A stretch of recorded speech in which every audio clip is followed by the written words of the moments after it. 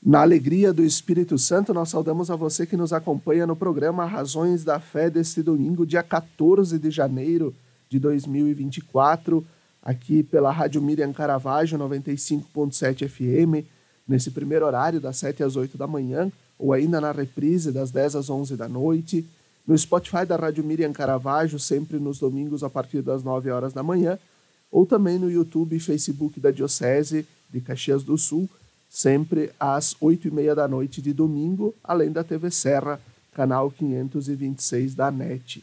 Nós te convidamos a se inscrever no nosso canal da Diocese de Caxias do Sul no YouTube. Basta procurar por Diocese de Caxias, se inscrever, ativar o sininho para receber as notificações dos vídeos, as mensagens do nosso bispo e mesmo também o programa Razões da Fé que a gente publica semanalmente. No programa Razões da Fé desta semana, o tema: o que é o pecado? Uma pergunta, porque na semana passada nós refletíamos, no dia da Epifania, se o homem não tivesse pecado, Jesus precisaria ter vindo? E hoje então vamos aprofundar a dimensão do pecado, propriamente dito. Nosso convidado deste domingo é o Padre Miguel Mosena, que é sacerdote da nossa Diocese de Caxias do Sul, graduado em Filosofia pela Universidade de Caxias do Sul e em Teologia pela Pontifícia Universidade Católica do Rio Grande do Sul. Atualmente ele é vigário paroquial na paróquia Cristo Rei, em Bento Gonçalves, e coordenador da região pastoral de Bento. Olá, Padre Miguel, obrigado pela tua presença. Olá, Felipe, olá, ouvintes, também aqueles que nos acompanham pelas mídias sociais da Miriam Caravaggio, dos demais meios também já citados. É sempre uma alegria estar na rádio, nos estúdios da rádio da nossa diocese, para falar de um assunto espinhoso, talvez, que também desperta muita curiosidade nos nossos fiéis, de um modo geral, nas pessoas, mas que é importante falar sobre a realidade do pecado. Porque no mundo moderno, e já iniciou assim, o mundo moderno, falar de pecado parece coisa dos tempos passados, algo do Antigo Testamento, algo talvez um tanto quanto proibido, é uma espécie de tabu. Se antigamente tínhamos outros tabus, hoje o pecado não deixa de ser um dos tempos modernos. Há uma relativização da realidade do pecado muitas vezes. Sim, gosto muito de um escritor russo, Dostoiévski, e ele dizia assim: se Deus não existe, então tudo é permitido. A realidade do pecado, num mundo que relativiza ele, é como se não fosse algo importante que ditasse também nossas ações, mas, sobretudo, também faz com que Deus fique desassociado à realidade do pecado, que iremos conversar e aprofundar no programa de hoje. Nós utilizamos, para poder nos basear nessas perguntas na organização do programa de hoje, no Catecismo da Igreja Católica, que é onde estão as bases da nossa fé, diretamente. Eu tenho aqui o compêndio do Catecismo da Igreja Católica. Padre Miguel trouxe o Catecismo Jovem, o YUCAT, que também trabalha com perguntas e respostas, que também facilita a nossa compreensão e também a forma com que a gente vai expor o conteúdo, porque não deixa de ser este programa uma aula de catequese um pouco sobre o que acredita a nossa igreja. Padre Miguel, por que Deus criou o homem e o que quer dizer que ele nos criou à sua imagem e semelhança? Quando nós olhamos para o relato da criação, nós olhamos o homem como a coroação de Deus na criação. Não quer dizer que os animais, os outros elementos criados sejam menos importantes que o homem. Mas o homem é imago Dei, ou seja, a imagem de Deus. Uma planta, um animal não é imago Dei. E curioso, porque hoje, não é o assunto do programa de hoje, mas se faz relação, porque hoje, e a gente vê lá na paróquia, por exemplo, se busca transformar as plantas, os animais, como imago Dei. Imagine, em Londres, ano passado, se organizou uma manifestação de pessoas que queriam reivindicar o direito de serem cachorros. Então foram nas ruas, agiam como cachorros, porque queriam ter esse direito de ser animais, para ver onde estamos. Por isso, Deus, quando cria o homem, na história, na criação, enfim, ele o cria a sua imagem e semelhança, não sua igualdade e essência. Mas para entender esta premissa da nossa fé, a gente vai ter que olhar para Jesus, senão a gente não entende. Porque quando nós celebramos há pouco a festa do Natal e olhamos para Cristo como o verbo que se faz carne, e habita a humanidade, vemos que Deus passa pela experiência da carne, da humanidade. Se faz verdadeiramente homem e não deixa de ser verdadeiramente Deus. Por isso que ele é imago, nós somos a imagem e semelhança de Deus, na medida que olhamos para Cristo e nele encontramos nossa redenção e vemos que Deus se faz um de nós, sem deixar de ser quem ele é. Isto é um grande mistério da nossa fé e também da nossa humanidade hoje. Perfeito, Padre Miguel. Eu acho que aqui também entra, nós recordávamos no programa da semana passada, o Gabriel Frigo e o Padre Josimar, e eles trouxeram isso, os elementos da encarnação de Jesus, e ao mesmo tempo falavam sobre que só se pode pagar uma dívida entre iguais. E então, por isso, a encarnação de Jesus, porque a humanidade não era igual a Deus, na sua essência, então não teria como pagar a dívida do pecado. E aí agora a pergunta, qual é o desígnio de Deus e a vontade de Deus, ou o desígnio e a vontade de Deus para o homem? Que ele seja feliz e não se perca com as opções de morte. Lá em Bento, ontem, fiz um sepultamento de um morador de rua e que livremente optou por esta vida, mas também e foi dado muitas oportunidades para ele de trabalho, moradia e, enfim, para aquilo que nós chamamos o que é necessário para ter uma vida digna, mas ele com consciência, e nós o conhecíamos bem, ele optou por essa vida. Então, o que Deus quer para ele, isto? Não, claro que não. Mas Deus quer para nós todos que sejamos muito felizes e que a morte não nos tire o que dele ganhamos e nem o pecado nos tire, que é a vida eterna, a felicidade, uma vida santa, feliz. Como às vezes é triste quando a gente vai visitar uma pessoa enferma já de muita idade e você percebe no olhar daquela pessoa um olhar triste, de quem a vida não teve sentido, e só espera a morte como libertação do seu sofrimento. Curioso, porque o pecado nos faz sofrer. E quando a gente olha para Jesus, e para a morte de Jesus na cruz, a gente olha para aquela morte de Jesus na cruz como o sacrifício necessário para que nós não precisássemos sofrer na hora da nossa morte. Porque Cristo já sofreu uma vez por todas e depois ressuscitou. Então, quando nós olhamos para a vontade de Deus, para todos nós, é que certamente tenhamos uma vida plena, santa e feliz. Isso não quer dizer que ela vai durar só até a hora da morte. Senão que sentido teria morrermos se Deus nos quer felizes e termos uma vida plena? E aí a terceira pergunta, por que existe no homem o desejo de Deus? Aqui o Padre Miguel já entra na dimensão da vida eterna, da felicidade eterna. E por que existe no homem esse desejo de Deus, ou desejo por Deus? Me lembro quando estudava filosofia, um professor nosso, um tanto quanto cético, ele dizia, quando se dirigia a nós seminaristas, vocês que são das coisas do alto. Ele dizia assim, há no nosso coração o desejo de Deus, porque queremos as coisas do alto, voar. Assim como um piloto, um jovem que está estudando para ser piloto, se prepara há anos para este sonho, ele precisa ter conhecimento do que faz a aeronave subir, alçar voo.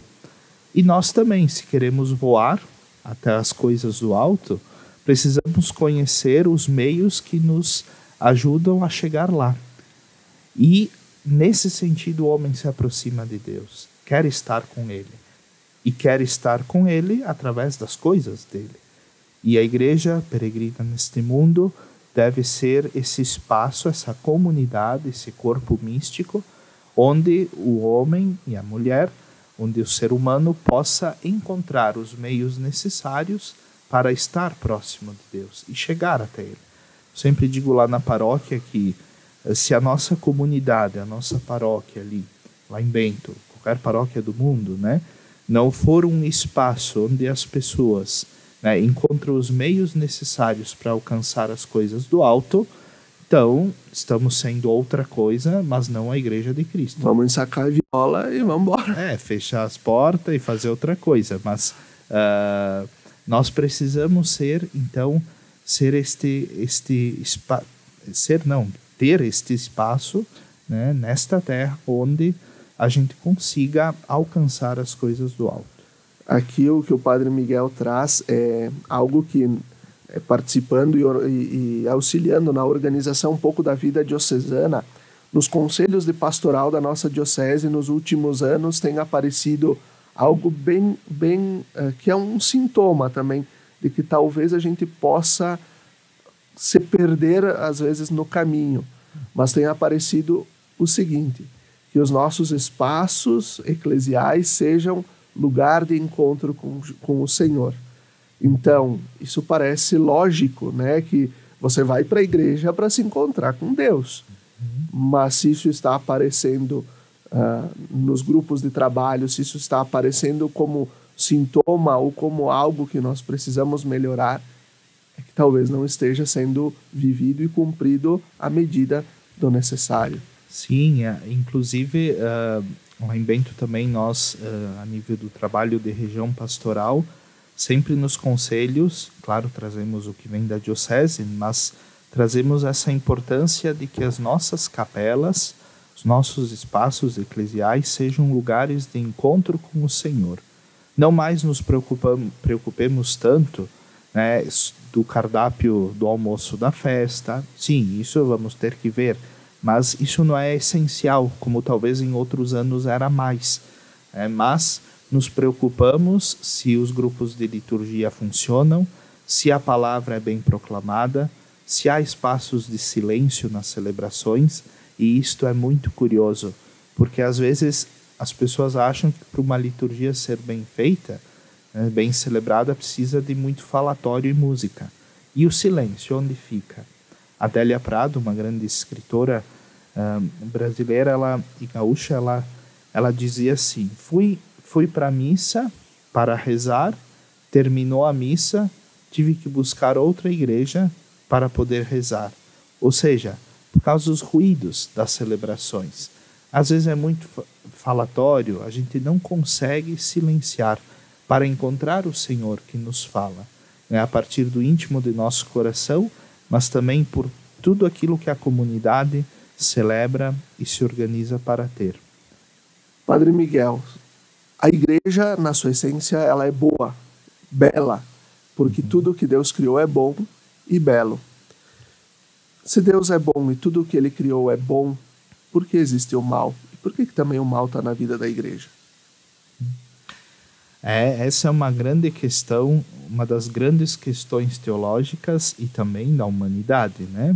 Se Deus é bom, belo e justo, os 3 atributos de Deus, por que então o mal existe e por que também Ele não o evita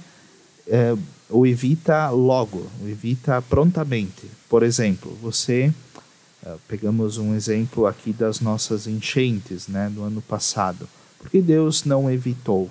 Porque Ele não fez parar chover, Ele não fez com que a chuva parasse, né? Mas Ele estava ali, né? E mesmo assim a chuva não parou. Mas, ao mesmo tempo, nós vamos percebendo, com o tempo também, que ele vai falando de outros modos e agindo de outros modos. Porque a criação, ela tem um ciclo, né, próprio. Mas nosso Senhor, que fez o homem à sua imagem e semelhança, não o abandona. E, né, também dá sinais de sua presença.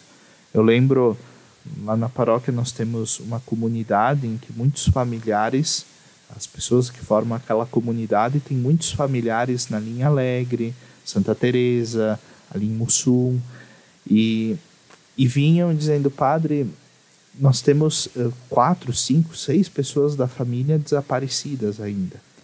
E muitos já mandavam rezar a missa pelo falecimento, porque sabiam que não iam encontrar mais com vida, né?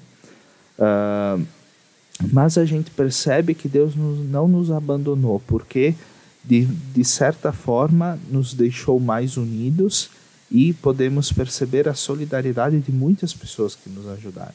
E também das comunidades, né?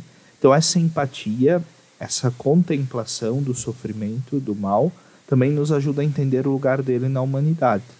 Porque o pecado, ele favorece com que o mal reine no mundo. Então, se nós não soubermos mais o que é pecado, não soubermos mais os efeitos dele nas nossas vidas, tudo aquilo que nos afasta de Deus, da comunhão com Deus, então não nos será estranho que o mal seja tão evidente na nossa sociedade, nas nossas comunidades. É que o mal nunca reine sobre a terra, ele existe. Por isso, o bom Deus, no seu modo de conduzir as coisas no mundo, sacrificou o Filho. Ele mesmo se fez presente e pelo mal, pelo pecado, o colocaram na cruz, né? E então o mal existir, se Deus é bom, belo e justo, também é uma opção humana, mais do que tudo. Uma opção humana para que ele reine mais sobre o bem e a graça. E parece aquela coisa, roteiro de filme, né? O bem contra o mal, né? Aquelas coisas. Estava vendo esses dias uma reportagem sobre os 100 anos, pode não parecer nada a ver com o nosso assunto, mas como eu gosto muito de filmes e séries e companhia, sobre os 100 anos dos estúdios Disney, né, que vai ser esse ano, né? E aí os diretores, enfim, criadores, estavam dizendo algumas coisas que nunca mudam, e talvez esteja ali o segredo. O bem sempre vence o mal. O bem sempre vence o mal. Então veja, você perpetua uma história com uma premissa, né, fundamental. O bem sempre vence o mal. Então, se nós invertermos ela, que o mal sempre vencerá o bem, daqui a 100 anos teremos uma sociedade em que fazer o bem será uma exceção e será motivo talvez de perseguição. Imagine só você ser preso por fazer o bem. Seria estranho para nós hoje, né? Então, por isso, se Deus existe, o mal ele nunca vence o bem. Mas isso veio, inclusive, antes da criação dos estúdios Disney, né? Muito antes. E aqui, talvez, né, entra aquela questão da própria liberdade, né? O Padre Miguel trazia de que o mal também tem a sua consequência e a sua ação humana, né? Portanto, Deus nos cria com a liberdade de aderir ao bem ou ao mal. E aí, com a mesma liberdade, o próprio Cristo aceitou ir até a cruz. Poderia ter fugido, era Deus, ele é Deus, mas ele aceitou na liberdade de ir até o fim. Creio que esse conflito, que é muito humano, mais do que divino, entre optar pelo bem e evitar o mal, fugir da cruz, né? A gente tem uma expressão... O diabo que foge da cruz. É bem interessante porque é verdadeiro. Esse aí foge do mal mais do que o diabo foge da cruz, né? Então, fugir, evitar o mal também é uma opção livre do ser humano. Eu costumo dizer sempre lá na paróquia que Deus não é enxerido. Isso é interessante. É uma pessoa enxerida, uma pessoa metida, né? Deus não é metido, enxerido. Nos deu o dom da vida, sim.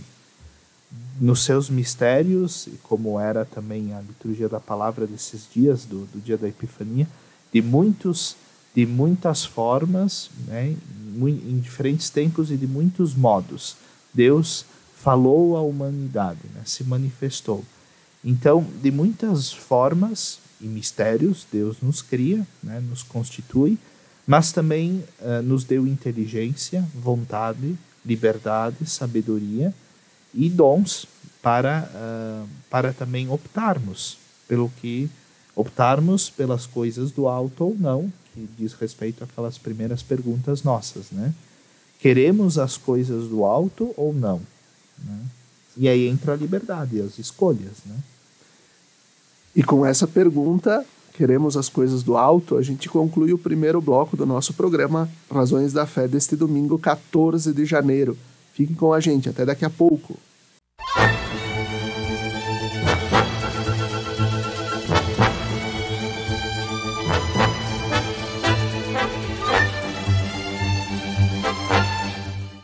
Estamos de volta com o segundo bloco do nosso programa Razões da Fé deste domingo, dia 14 de janeiro de 2024, aqui pela Rádio Miriam 95.7 FM e também pelas redes sociais. Nosso tema de hoje, o que é o pecado? Nosso convidado é o padre Miguel Mosena, que trabalha na paróquia Cristo Rei em Bento Gonçalves e é o coordenador da região pastoral de Bento. Padre Miguel, o que significa a palavra pecado? O que na etimologia e o que para nós, enquanto igreja, também significa o pecado? Sim, Felipe, o pecado, a palavra pecado, ela vem da sua origem hebraica, que quer dizer o que separa, o que divide, que está fora da comunhão com Deus, né? Então, quando nós dizemos, isso é um pecado, né? É algo que nos separa daquela realidade, que traz alegria, traz vida, traz esperança. Então, a palavra pecado, né, ela vem dos primeiros pais, né? Adão e Eva, na narrativa mítica da criação, são aqueles que se separam, que optam pela ruptura. Não, a palavra pecado, ela também tem esse sentido de ruptura. É uma ruptura com Deus, uma ruptura também com a sua vontade para conosco, que é o que falávamos no primeiro bloco do nosso programa.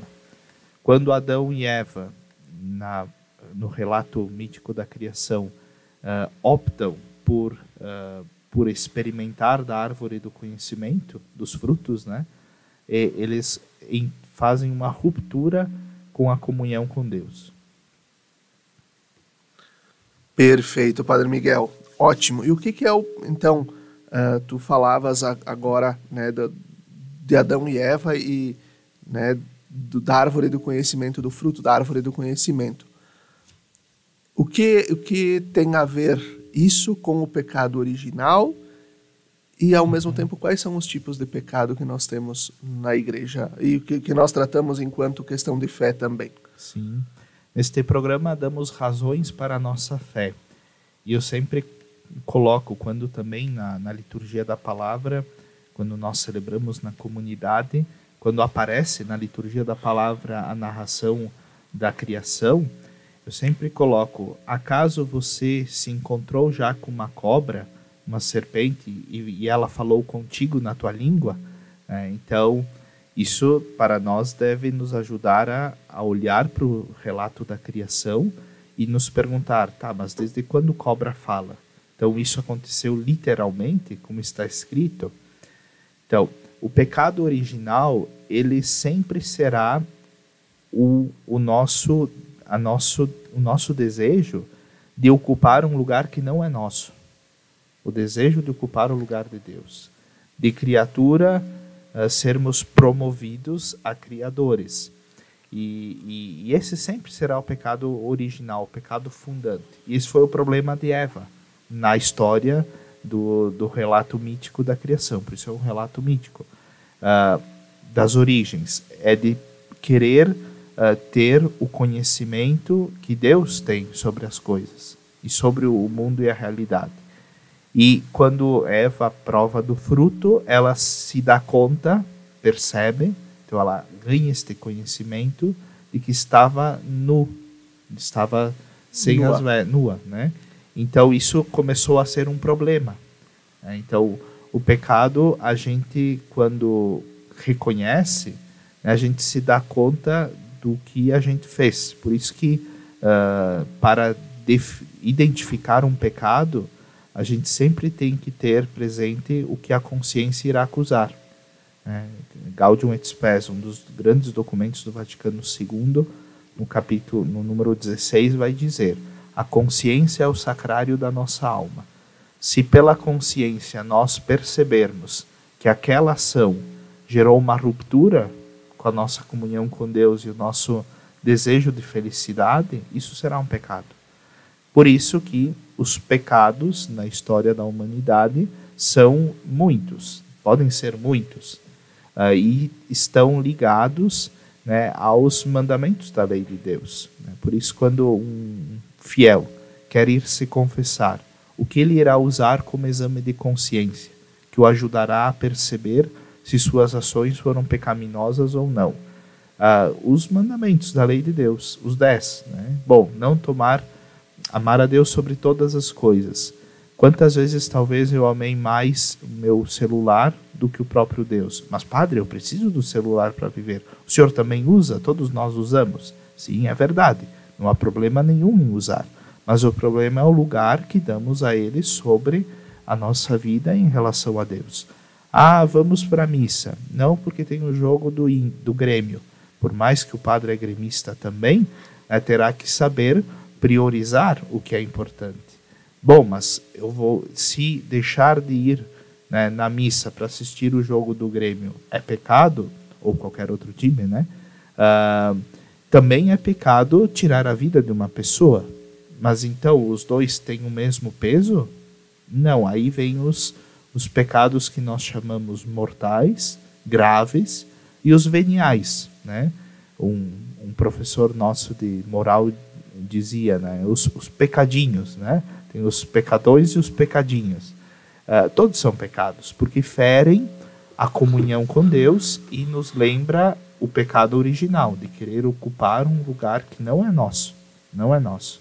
Mas, obviamente, as consequências dos pecados são diferentes, mediante a gravidade da matéria, a gente chama. A gravidade do que se faz. Né?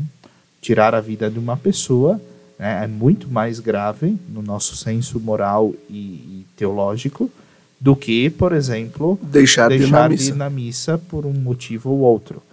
Mas o não ir na missa é não cumprir o preceito do terceiro mandamento, guardar domingos e festas. É grave. É grave à medida que eu opto livremente, conscientemente, para não ir. Só que não comparo ao fato de tirar a vida de uma pessoa, né, por exemplo. E o que o padre Miguel traz, fazendo o relato de Eva, né, no relato da criação do Gênesis, o Papa Francisco, de uma forma muito sábia, utilizou esse relato do Gênesis na mensagem dele para o Dia Mundial das Comunicações de 2018, quando ele já olhava para essa questão das fake news, né, das notícias falsas. O tema daquele ano foi Fake News e o Jornalismo de Paz, onde ele narra que a primeira fake news da história, que é relatada, né, na Bíblia, é justamente o relato, né, esse momento em que Eva e Adão comem do fruto da árvore do conhecimento. E que fica a terceirização da culpa. Ninguém se reconhece como culpado. Então, em que medida, Padre Miguel, o pecado tira de nós a consciência de que nós somos criaturas?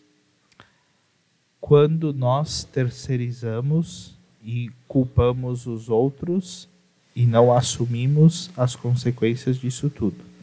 Porque sempre quando nos procuram na confissão, São João Maria Vianney tinha uma expressão muito boa. Ele dizia, olha, uma boa confissão não deve passar de 10 minutos. Porque às vezes as pessoas ficam justificando os seus pecados, né? Justificando, mas eu fiz isso por causa daquilo, por causa que a outra pessoa me levou a pecar. Mas você optou livremente em aceitar as consequências e entrar no jogo do pecado. Então, quando nós... E Deus nos deu a liberdade para dizer sim e não, né? Então, quando nós conscientemente dissemos não, é aquela coragem de dizer, eu não compactuo com o pecado. E o Papa também sempre nos lembra, nas suas catequeses, que com o diabo e o mal não se dialoga, né? Se é certeiro, direto com ele, ou é sim ou é não, né? Nas últimas semanas as catequeses semanais dele têm sido sobre os 7 pecados. Então, nesta última semana, ele tratava sobre a gula, né?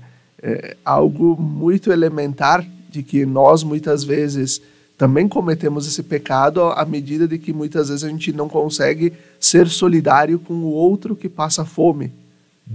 Sim, porque a gente diz, aí às vezes vem e colocam, padre, não comi carne na sexta-feira, pequei por comer carne na sexta-feira. É um dos pecados da moda, eu costumo dizer, né? Porque até então poucos se confessavam deste pecado. E não na sexta-feira santa e na quarta-feira de cinzas, que a igreja prevê... Que são os únicos dias de preceito. Obrigatórios. São os únicos dias de preceitos obrigatórios. Mas com essas modas agora de que você acessa no YouTube qualquer um que diz o que é o pecado e o que não é, a gente acredita, então muitos vêm com essa questão, né? Não comer, comi carne na sexta-feira, como matéria da confissão. Mas, ok, você deixou de comer carne na sexta-feira para não pecar, né? Mas e quando que ao longo da semana eu me empanturo e exagero nos outros dias da semana? Que adianta? Ou vejo que os irmãos passam fome, necessidade e não mexo um dedo sequer para tentar amenizar de alguma forma, e na medida do possível, o sofrimento deste irmão. Então, como a gente diz, 2 pesos, 2 medidas, no sentido de que é importante nós termos discernimento sobre isso. Os pecados capitais, né, que chamamos, são pecados da carne, do mundo, né, mas que podem ferir a comunhão com Deus também. Porque lembremos que Deus se fez carne e habitou entre nós. Ele toca a realidade humana. A gente não vive a graça de Deus no mundo da lua, ou fora da carne. Então, tudo o que nós fizermos neste mundo também tem consequências para a vida da graça. Padre Miguel, na carta aos Romanos, o apóstolo Paulo vai dizer que onde abundou o pecado, superabundou a graça. O mistério pascal é essa superabundância da graça, o mistério pascal de Cristo. Por quê? Por causa daquela madrugada silenciosa em que o Senhor sai do sepulcro glorioso e ressuscitado. É importante, Felipe, nós termos isso presente para dar sentido a todas essas questões.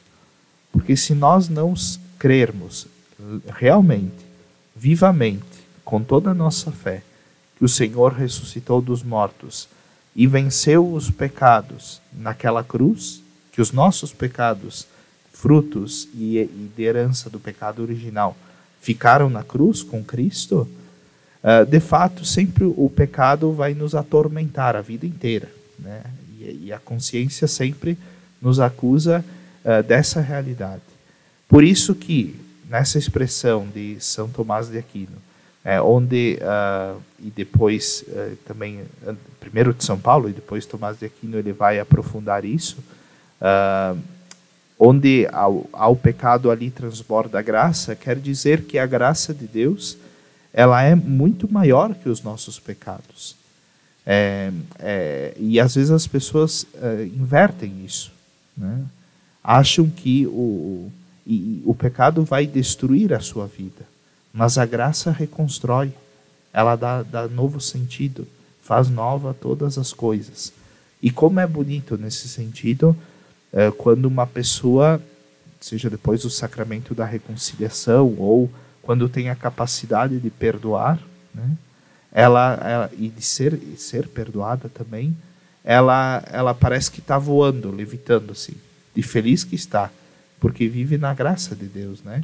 De poder perceber que, mesmo diante dos seus pecados, numa nova chance que lhe é dada, a graça de Deus veio lhe visitar, né? E não cria preconceito. E como mesmo algumas pessoas no próprio leito de morte, né? Muitas vezes, quando ela perdoa ou é perdoada, ela consegue partir em paz. Partir bem, serena, em paz. Aí lembra o velho Simeão, né? Quando viu Jesus sendo apresentado no templo: agora deixai vosso servo ir em paz, porque meus olhos viram a vossa salvação. É ter essa clareza e poder dizer: bom Senhor, estou pronto, estou bem, vamos em paz, né? Sem medo, porque o pecado nos dá medo, mas a graça nos dá a paz. E assim a gente vai concluindo o segundo bloco do nosso programa Razões da Fé deste domingo, 14 de janeiro. Fique com a gente, até daqui a pouco.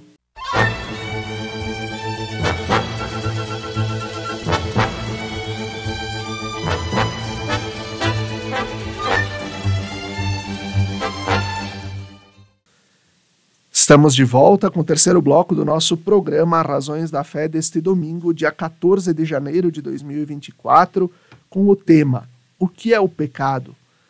Quem está conosco é o Padre Miguel Mosena, que trabalha na paróquia Cristo Rei em Bento Gonçalves e também é o coordenador da região pastoral de Bento. Agora, Padre Miguel, nós vamos passar para a parte mais prática, né, da organização da nossa igreja, enquanto também, quando a gente falava no primeiro bloco, nós explicamos e falamos sobre a criação, sobre por que Deus nos fez a sua imagem e semelhança. No segundo bloco, nós dedicamos justamente a explicar o que é o pecado. E aqui, no terceiro bloco, eu começo com a pergunta: qual a importância do sacramento do batismo e o que ele limpa? O batismo, aliás, será um dos assuntos do Boa Notícia, que é o nosso programa aqui da região pastoral de Bento, aqui na Miriam Caravaggio. Sempre aproveito para fazer a propaganda nas sextas-feiras, depois do terço aqui do santuário. É o programa onde nós colocamos também toda a vida pastoral da nossa região de Bento. E o tema deste próximo programa, do programa que foi agora sexta, a última, foi o batismo como a porta de entrada para a vida divina, né, para as coisas do alto, mas também como fonte das vocações. E no batismo, neste primeiro sacramento que todos nós recebemos, ali nós vamos ser mergulhados neste mistério tão profundo da nossa fé, mas também ali nós seremos lavados daquela culpa do pecado original, porque podemos nos perguntar: ok, Padre, nós recebemos o batismo, fomos apagados dos pecados, mas nós continuamos a pecar na vida adulta. Então, ou até mesmo como criança, mas o que isso significa?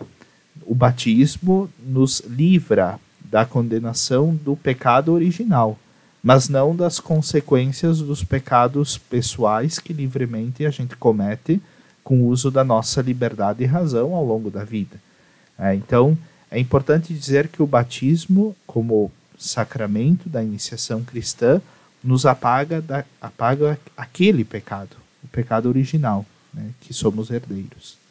Não apaga os pecadões ou os pecadinhos. Justamente, que serão vividos depois, e aí entra o outro grande sacramento da vida da igreja, que é o sacramento da reconciliação, para lidar com os pecadões ou os pecadinhos, né, da nossa fé, da nossa vida, enfim. E entrando um pouco nessa questão do sacramento da reconciliação, o ato penitencial que nós temos na missa, ou o próprio confesso a Deus, né, a confissão, aquele ato da confissão que a gente faz durante a missa, ele vale como perdão dos pecados? Qual a diferença dessas orações litúrgicas e o ato da confissão e a absolvição, né, no sacramento da reconciliação? Não, o ato penitencial no início da missa é justamente disso, é um ato penitencial. Ele não é a confissão dos pecados. As pessoas, quando rezam o ato penitencial na missa, faz parte dos ritos iniciais, preparam para celebrar os dois grandes momentos que vêm depois na missa, a liturgia da palavra e a liturgia eucarística. O ato penitencial na missa, ele reconhece a misericórdia de Deus sobre nossos pecados, mas não nos dá a absolvição sacramental. Por quê? Porque nem todos às vezes eu vou na missa e não tenho consciência total dos pecados que eu cometi, porque eu não fiz o exame de consciência. Então, e não vou confessá-los publicamente e pessoalmente, né, pro padre. Vou lá do meu banco, estou sentado no banco e vou gritar: padre, menti, roubei. Não, né? Matei. Não, a pessoa vai reconhecer ali a misericórdia de Deus sobre sua condição humana, nas suas fragilidades. Então, não é válido como sacramento, como absolvição sacramental. E até às vezes é curioso, porque as pessoas, quando vêm confessar, dizem, quando o padre pede o ato de contrição, a contrição, rezam este ato. Confesso a Deus Todo-Poderoso.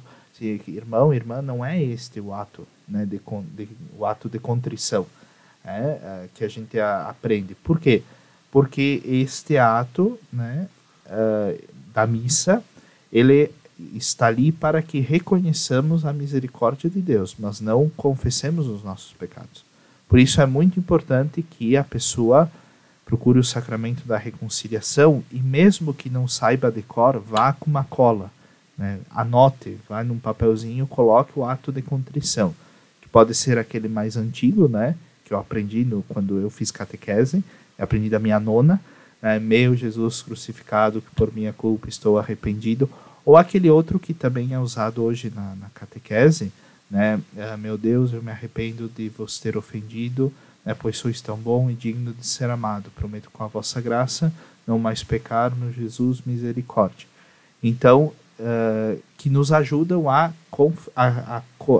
confessar e estar contrito dos pecados que confessou. E quais os mitos e verdades sobre a confissão? Por exemplo, o que tem lugares que acontece a confissão comunitária? Sim. É possível, não é possível? O que nós podemos falar de mito e verdade sobre a confissão? Confissão comunitária, porque é algo que eu, na minha criação, eu sou de Carlos Barbosa e por muitos anos, né, houveram as tal das confissões comunitárias. E eu aprendi a graça e a importância do sacramento da reconciliação no seminário, não foi na minha paróquia. Não porque lá os sacerdotes foram incompetentes ou algo assim, né, mas porque por muito tempo na nossa diocese, era algo cultural comum das confissões comunitárias, ou seja, era feito o exame de consciência, a celebração penitencial que normalmente a gente faz nas nossas comunidades, sobretudo para Páscoa e Natal, mas não era feita a confissão pessoal dos pecados e a absolvição sacramental pessoal, que é o que se prevê. Confissão comunitária só deve ser feita em casos de guerra, de catástrofe, que não dá tempo para que todo mundo que esteja ali se confesse pessoalmente. Nessa condição, a Igreja prevê, está no catecismo, no direito canônico, que se faça sim a confissão comunitária e se dê absolvição geral para todos. Então, eu cresci, como falei, nessa história da confissão comunitária. E hoje eu percebo como é importante, porque lá em Bento, as pessoas... Isso é uma coisa que eu comecei um ministério lá e até então estou lá.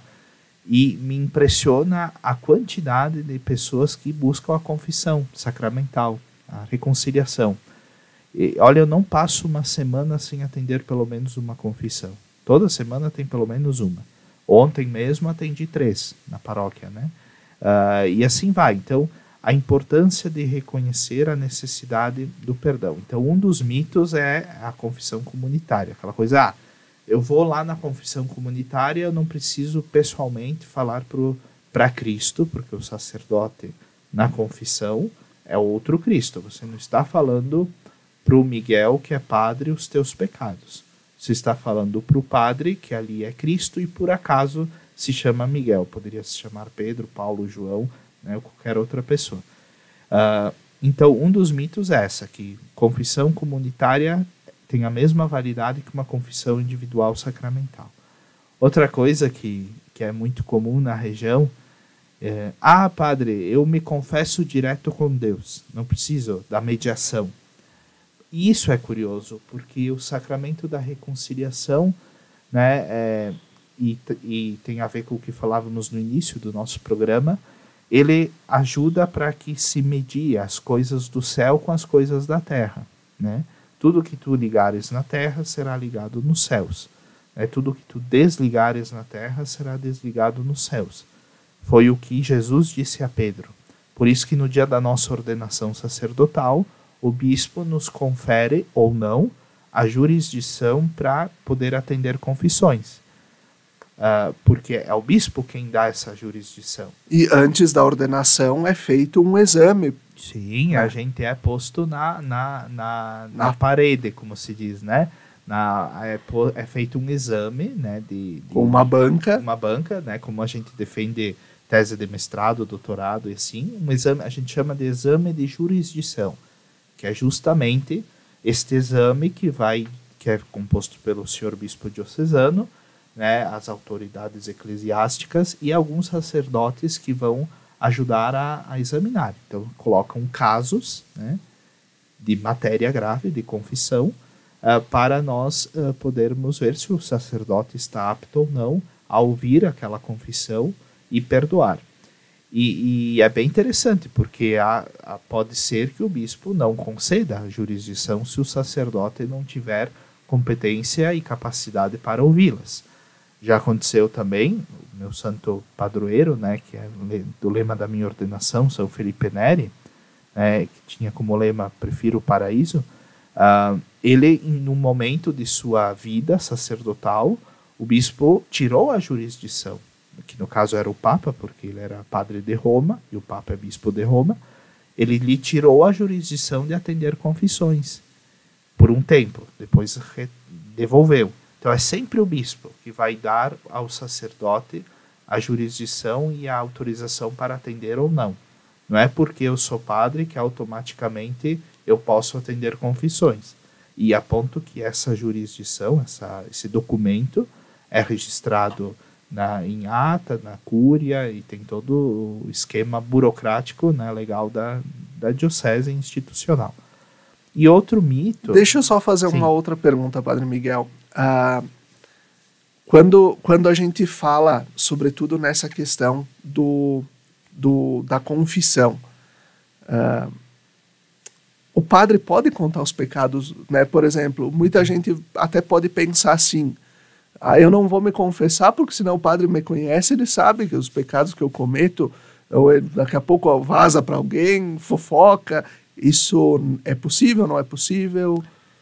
Todo padre que revelar um segredo de confissão, seja para um amigo, às vezes até meio sem querer, mas acaba revelando, ele automaticamente é excomungado.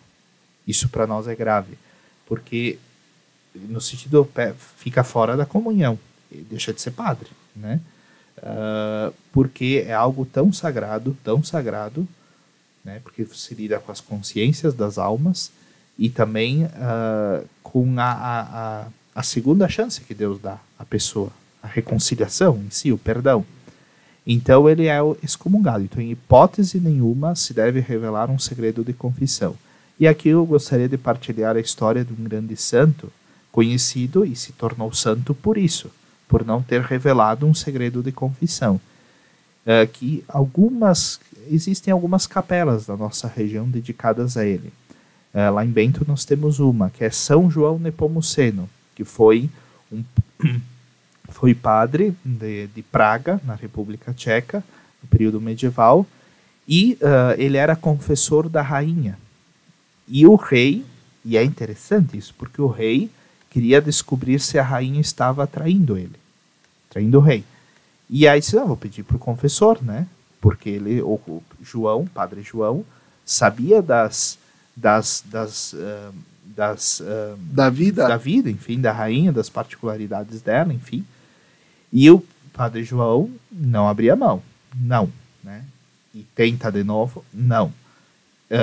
Acaba torturando o padre para ver se ele revelava, também foi firme, João. Até que, né, depois de tantas investidas do rei para descobrir se a rainha estava o traindo, e o padre João não falava, o que fez? Jogou ele da torre do palácio. Né? E padre João Nepomuceno morre por não ter revelado os segredos de confissão da rainha. Então e por isso se tornou santo. Então é algo fundamental e importante, e que a gente morre com os pecados das pessoas, né? Isso é curioso, porque também nós conhecemos e temos a devoção muito grande ao Sagrado Coração de Jesus, né? E quando a Santa Maria Alacoque revela que estava tendo as visões, né, do coração de Jesus para o seu diretor espiritual, e o padre diretor espiritual era meio cético, ele diz assim, bom, então se de fato Jesus lhe aparece, peça para ele qual foi o meu último pecado que eu confessei. Tá? E aí ela vai, quando Jesus aparece, ela pergunta. E aí quando ela partilha com o seu diretor espiritual, então, irmã Maria, a senhora falou com ele, né? E ele pediu? E sim, falei. E então, o que ele disse, né? O que Jesus disse, qual foi meu último pecado? Ele disse que não se lembrava. Ou seja, o pecado, eu sempre digo, né? Nós somos péssimos em memória, e Cristo também, né? Esquece fácil as coisas, né? Então, o pecado, ele é esquecido porque foi redimido pelo perdão. Então, não há por que nos preocuparmos e querermos... E aí é também uma realidade, quando as pessoas vêm se confessar, por exemplo, padre, eu já confessei em outras ocasiões. Tá, mas está arrependido? Ou vais confessar de novo para depois ter que confessar de novo, só para ter assunto? Então não confesse. É a pauta da reunião. A pauta da reunião. Se não estiver arrependido, não confesse. Porque não é só perda de tempo e saliva, né?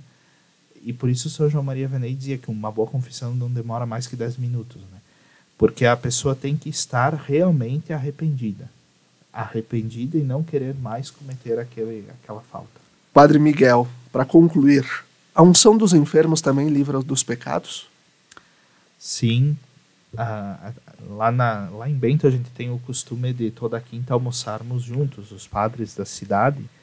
E numa desses almoços, quando a gente estava conversando, a gente estava justamente refletindo sobre isso, por causa das unções dos enfermos, né? É muito importante, antes da unção, que se prevê a pessoa fazer a confissão.